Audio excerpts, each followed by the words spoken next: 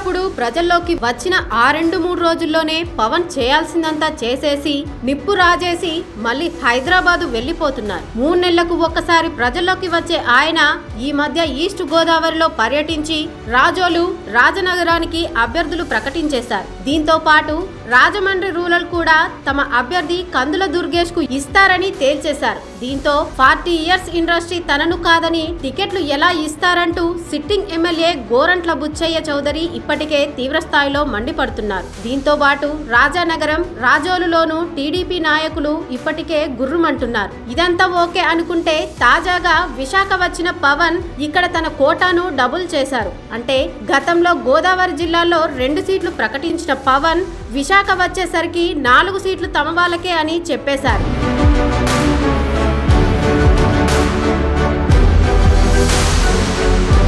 తెలుగుదేశంతో పొత్తు ఉన్నప్పటికీ అలా ఏకపక్షంగా టికెట్స్ ఎలా ఇచ్చారో తెలియడం లేదు. కానీ భీమిలికి వంశీకృష్ణ శ్రీనివాస యాదవ్ ను ఇన్ఛార్జ్ గా నియమించారు. పెందుర్తికి పంచకర్ల రమేష్ బాబును, గాజువాకకు సుందరపు సతీష్ కుమార్ ను, యలమంచిలికి సుందరపు విజయ్ కుమార్ ను ప్రకటించేశారు. ఇదిలా ఉండగా పెందుర్తి జోలికి ఎవరొచ్చినా సహించేది లేదని టీడీపీ సీనియర్ బండారు సత్యనారాయణ మూర్తి ఇప్పటికే కత్తులు నూరుతున్నారు. ఇప్పుడు ఏకంగా 4గురికి దాదాపు టికెట్ ఇచ్చేస్తుంటే టీడీపీ వాళ్ళు ఊరుకుంటారా?